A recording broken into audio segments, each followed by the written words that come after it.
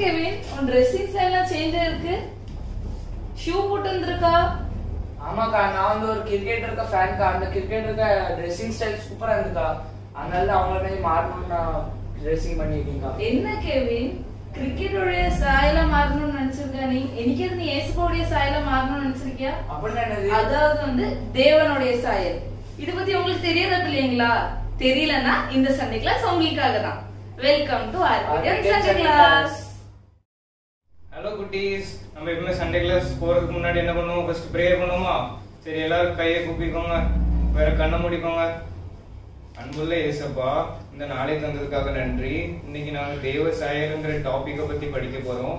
இப்போ தேவ சாயலா நாங்க எப்படி மாறணுங்கிறத இன்னைக்கு சொல்ல போற வசனம் வேற கதையின் மூலமா எங்களுக்கு சொல்லித்தாங்க. இயேசப்பா, எங்க கூடயே ஃபுல்லா இருங்க. இயேசுவின் நாமத்துக்கு அவங்க ஜீவனோட நல்ல பிதாவே, ஆமென்.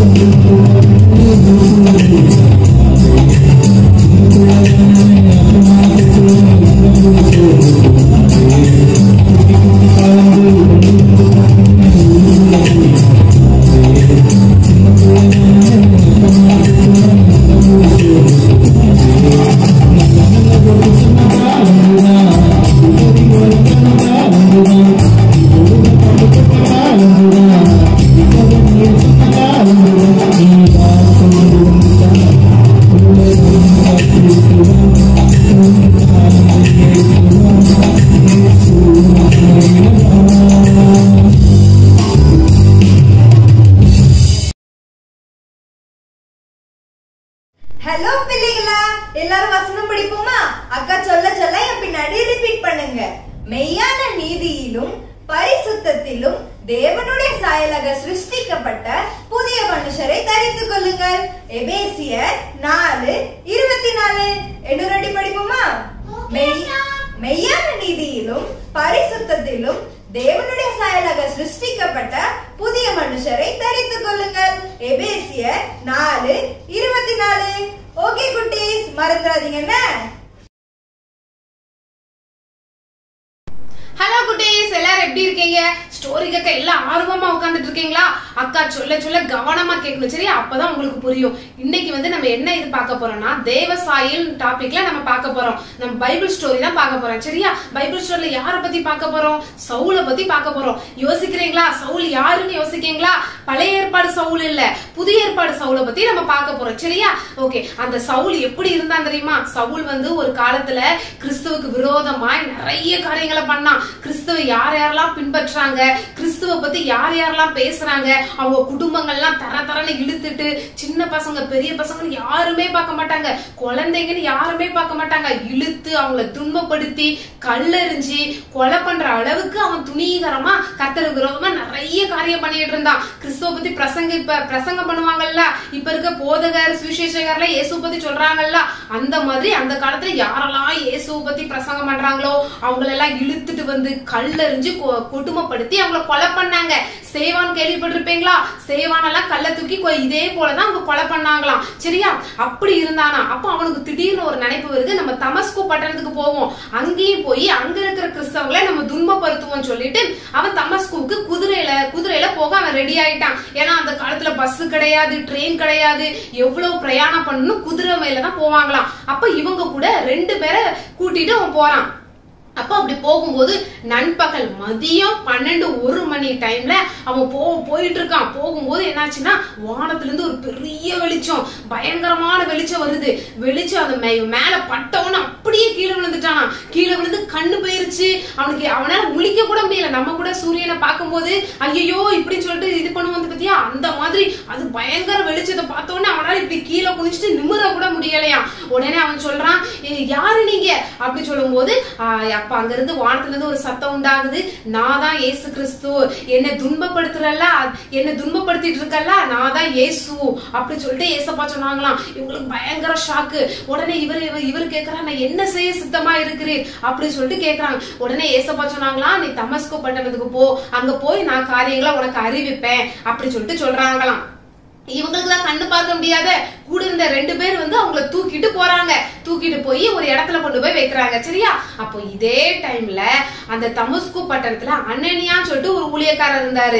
அப்ப அவர் ஜெபம் பண்ணிட்டு இருக்கும் போது ஏசப்பா வந்து தரிசனமாகறாங்க. தரிசனமாகி என்ன சொல்றாங்கன்னா, இந்த மாதிரி சவுல நீ போய் சந்தி, சவுல போய் நீ பாரு, அவனை வந்து குணப்படுத்து அப்படி சொல்லிட்டு சொல்றாங்க. அப்போ இவனுக்கு ஒரே ஷாக். ஏன்னா சவுல் முன்னாடி அவன் எப்படி இருந்தான், நிறைய துன்பப்படுத்தினா, கிறிஸ்தவங்களுக்கு விரோதமா காரியம் பண்ணானே. ஏசப்பா இவனையா போய் பார்க்க போனோம், இதுக்குதான் இந்த ஊருக்கு வந்திருப்பான் அப்படி சொல்லிட்டு ஒரு பயந்த நிலைமையில இருந்திருப்பான். உடனே ஏசப்பா சொல்லி இருக்கிறாங்க, இல்ல நான் அவனை தெரிந்து கொண்டேன், அவன் எனக்காக ஊழியம் பண்ணுவான், நீ வந்து போய் பாரு அப்படி சொல்லிட்டு சொல்றாங்க. உடனே அனனியாவும் போனான். அனனியா போய் சவுல பார்த்த உடனே சவுல் படுத்து கிடக்குறானா. ஏன்னா 3 நாள் சாப்பிடல, 3 நாள் தண்ணி குடிக்கல, அப்புறம் 3 நாள் கண்ணும் தெரியல, அப்படியே ஒரு பெட்ல படுத்திருக்கான். உடனே அதுக்கப்புறம் அனனியா போன உடனே அவங்க கண்ணை தொட்டு கர்த்தர் வந்து சுகமாக்குறாரு.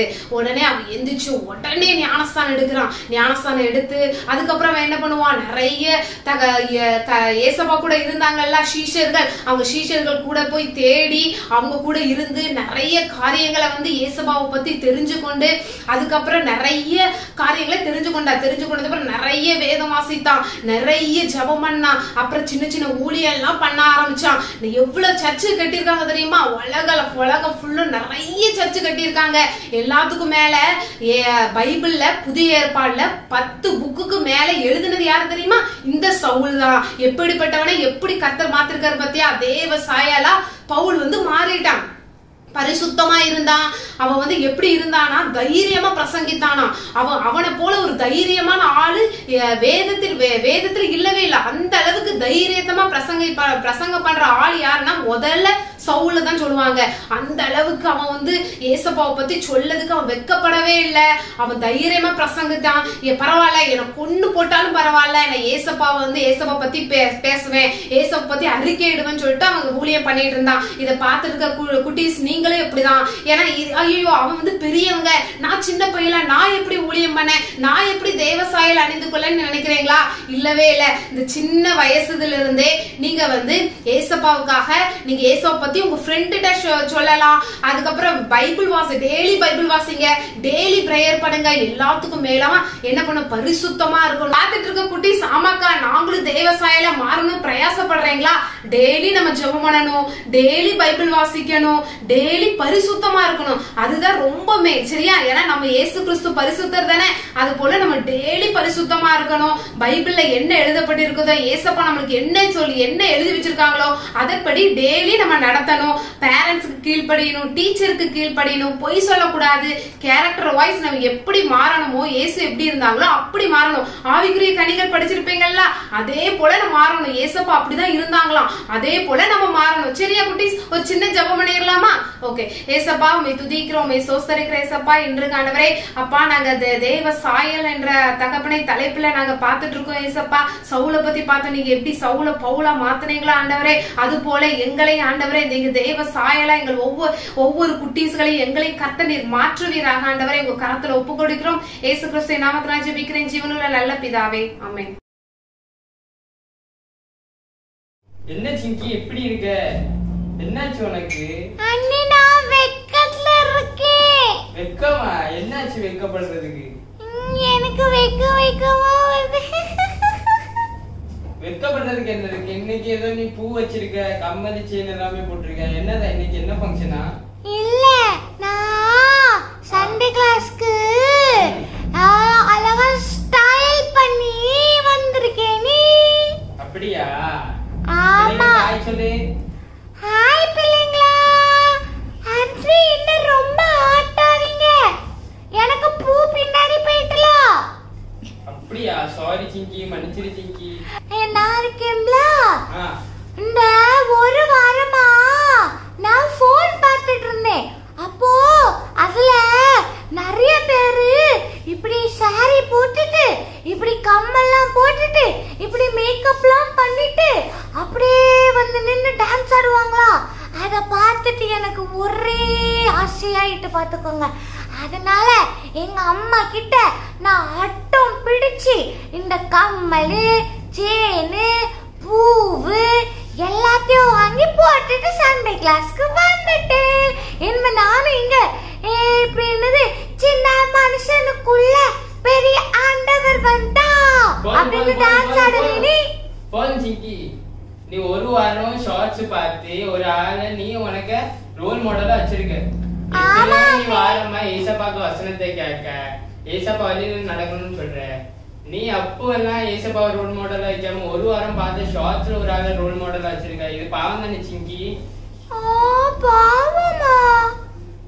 ஆமா சிங்கி, ஏசப்பாவை தவிர வேற யாரும் ரோல் மாடலா ஆகக்கூடாது. ஏசப்பாவை நம்ம ரோல் மாடல் வச்சா நம்ம பரிசுத்தமா இருக்கலாம். சரியா சிங்கி? அல்லாத ஏசப்பாவை நீ ரோல் மாடலா வச்சுக்கிறோம். சரியா? நான் இனிமே ஏசப்பாவை ரோல் மாடலா வச்சுக்குவேன். ஏசப்பா எப்படி எல்லார்கிட்டயும் அன்பா இருந்தாங்களோ, பாசமா இருந்தாங்களோ, அதே மாதிரி எல்லார்கிட்டயும் நான் வந்து தேவ சாயலோகவே இருக்கணும்னு ஆசைப்படுறேன். அப்ப அப்பு அண்ணே, உங்களுக்கு ஒரு பாட்டு ஞாபகம் வருதா? என்ன பாட்டு சிங்கி? உம்மை போல மாறணுமே ஏசையா. இப்போ இதுல ஒரு கம்பு குச்சி மட்டும் இருந்துச்சுன்னா நான் என்னோட சாரி அப்படியே பிடிச்சு சுத்தி ஆடுவேன். எப்படி தெரியுமா? உம்மை போல மாறணுமே ஏசையா.